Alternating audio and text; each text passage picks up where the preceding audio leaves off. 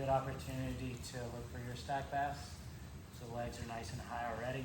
Sometimes you open the guard going underneath. If you're already underneath and the person keeps their leg high, it can be a really good opportunity to look for that stack pass. Anytime you see the feet high, like chest height, okay, once the feet start dropping down below chest height, kind of below the knee line, it's going to be harder to get under there and get the person stacked up. So let's say I stand up in the closed guard here. I reach back, okay, and I unlock the guard here. I'm already under the leg. So the next step is going to be like connect my knee and elbow over here and slide my shoulder right down to the back of the knee.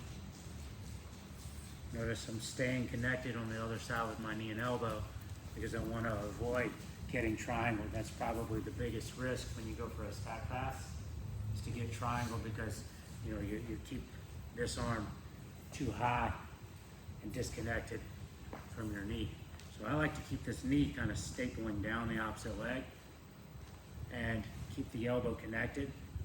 From there, what I'm looking to do is pass the collar to the side. I'm gonna stack on the knee is gonna drive to the cross-side shoulder.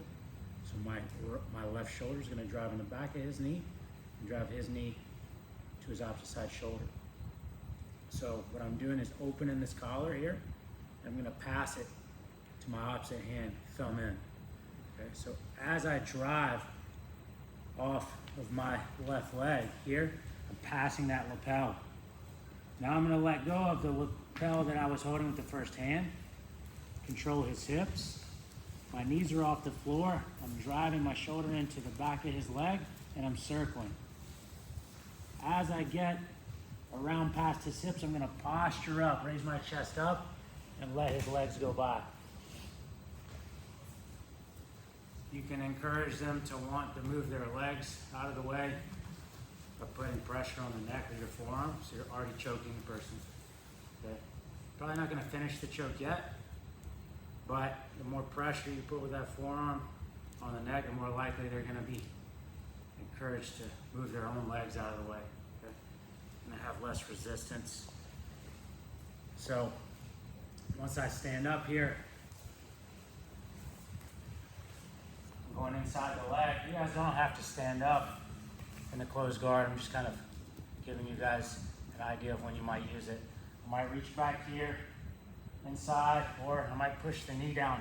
And right when I push the knee down, I drive the opposite side knee to the floor and go underneath the leg here. So from outside, passing the open guard, could just be trying to push the legs by. Push the legs down, heels down, and just push them back. So that's a good opportunity to slide under, pummel under the leg, and go into the stack pass. Okay.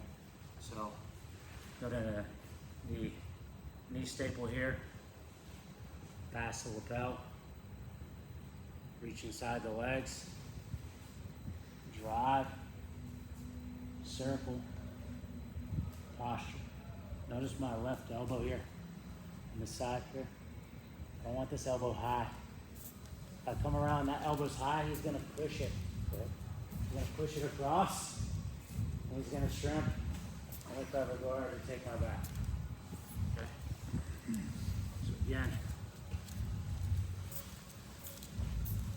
as I'm lifting his hips up, circling here, keeping lots of pressure on his upper body, posture. Keep my elbow in. Finish chest to chest. Any questions there, guys? That elbow down. Keep lifting the hips up. I'm grabbing his pants right in the center, right at his tailbone. Okay? You don't want their knees to go too high over their head, because they're going to do a back roll. Okay, so make sure that their knees are driving in their chest and shoulder. If I get too high up here like this, he's gonna back roll out and recover guard. Okay. Questions, guys? 1, 2. I like to use the stack pass right off of the closed guard opening, okay, because the legs are a bit high. But from open guard, my favorite place to use the stack pass is off of the near near side knee slice. So I'll get double inside like this, inside position, kind of framed up inside his legs. And I'll drop one of my arms down as a frame, and the other one I'll push the knee to the floor. So it'll look like this. Okay. And I'll start dropping that knee down onto his leg. If he doesn't respond correctly, I'm just gonna do this back step and finish my near side knee slice pass. A lot of times when I do this double inside position, press the knee down, frame the other side, start to drive the knee down, they start to frame on the side, blocking my path around to the left. So I'm grabbing the lapel, I drop my shoulder. This is really important, guys. Don't just do this. Because if you do this, he's gonna push his leg into my arm, and I'm not gonna be strong there. Get your shoulder down behind the knee. Notice I'm connected with my knee and elbow on this side. There's no thread of the triangle. And then I'll just start driving in off of this back leg. And I'll pass the lapel, and I'm passing it thumb in, palm down. It's gonna allow me to go into a choke once I'm passed. So I'm passing this lapel off. It doesn't have to be super deep yet, just get a connection. The reason I like to get a connection, if you stay too low and you start to turn the corner here, he's gonna shoulder walk backwards, you see? And so he's gonna separate everything that I accomplish. I'm trying to get his knee to his shoulder. And if he shoulder walks, he's walking his shoulder away from his knee. So it's really important that you're able to get that other lapel. It doesn't have to be super deep yet, okay? Now I'm gonna start driving in my shoulder behind the knee and making my second connection with this arm. As I drive in, I'm reaching back, grabbing the pants right at the tailbone. And now I'm gonna start driving off that back leg, bringing my knee off the mat and lifting, okay? Once I get here, I can slide my hand up to collar, or I can pass it, or I can bring this hand back in like this and feed it. Notice what I did with my back leg, guys. I propped him up like this. I don't have to do that. I could just slide my hand up the collar deeper and keep lifting, right? But if I ever need to take my hand out of there to help assist in another area, I can prop his hips up on my knee. Sometimes I'll do this if they're too aggravating, right? Sometimes I have this hand here, like I'll pin here, like this. A lot of times I'll just keep it right there on the tailbone, and I'll walk around. There's no need to try to throw the leg by. Just walk and slowly posture up, lift your chest to finish. Okay, so you can start with like a little bit shallow hand position, but then as you start to stack the person, you'll close the distance further. You can slide your hand deeper into the collar. Show that all the way through.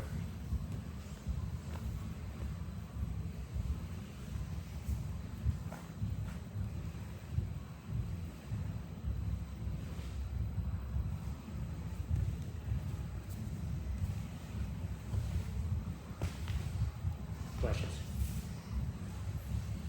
One of my favorite passes against flexible guard players. 1, 2. Into the leg. I want to lift that tailbone off the floor. Okay, so I drive into the leg here, I grab that tailbone, and I don't just circle here, like this, okay?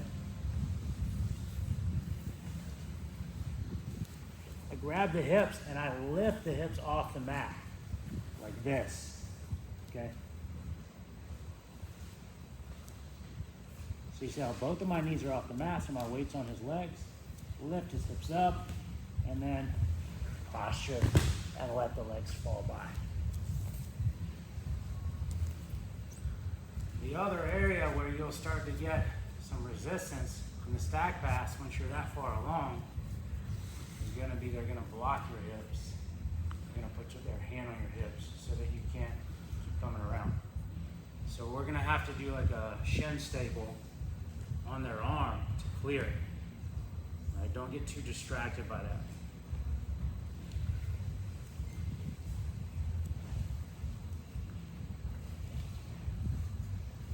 Notice his hand right there. It's on my hip. Don't be too much of in a rush here either. You're not using any energy and they're carrying your weight. It's hard to breathe. Okay, just like go inch by inch. Hang out in this position, get comfortable here.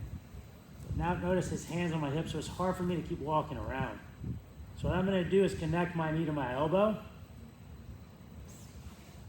and slide my knee across his bicep. Once I've stapled his arm with my chest to finish the pass. If his elbow's out when he's pressing my hip, I go inside out. If his elbow's in when he's pressing my hip, I go outside in. There's another thing you can do where if his elbow's on the ground, you can turn your hip like this, really hard, kind of like you're doing the Elvis. yeah, right, the Elvis, but like it turns into like a painful wrist lock. It hurts.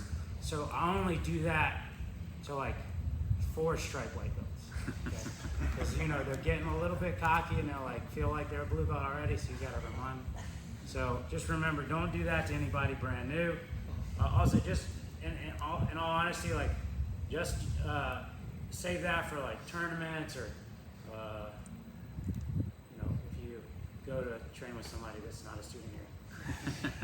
It hurts the wrist. So I try not to really do it, but I want you to know that because someone might do that to you. So I want you to be prepared that that's like a common way to deal with that hand on the hip. Okay. So again, I'm going for my near side knee slice. Right, I change direction, start going for my stack pass. He blocks my hip. What I'm talking about here, sometimes their elbows down, their hands right in the hip. People will like drop that hip like this real hard into the wrist. Okay. If his elbow's in by his body and you're trying to get your knee and elbow connected and you can't, go to the outside and staple it down like that. So if you can't get inside between the arm and the rib cage to staple, go outside in. Does that make sense, guys? Okay. 1, 2, 9. So what I'm going to do is connect my knee to my elbow and slide my knee across his bicep. Once I've stapled his arm with my chest to finish the pass. If his elbow's out when he's pressing my hip, I go inside out. If his elbow's in when he's pressing my hip, I go outside in. There's another thing you can do where if his elbow's on the ground, you can turn your hip like this, really hard, kind of like you're doing the Elvis. yeah, right, the Elvis, but like it turns into like a painful wrist lock. It hurts. So I only do that to like 4 stripe white belts, because they're getting a little bit cocky and they'll like feel like they're a blue belt already. So you gotta remind them. So just remember, don't do that to anybody brand new. Also, just in all honesty, like just save that for like tournaments or if you go to train with somebody that's not a student here. It hurts the wrist. So I try not to really do it, but I want you to know that because someone might do that to you. So I want you to be prepared that that's like a common way to deal with that hand on the hip. Okay. So again, I'm going for my near side knee slice. Right, I change direction, start going for my stack pass. He blocks my hip. What I'm talking about here, sometimes their elbows down, their hands right in the hip. People will like drop that hip like this real hard into the wrist. Okay. If his elbow's in by his body and you're trying to get your knee and elbow connected and you can't, go to the outside and staple it down like that.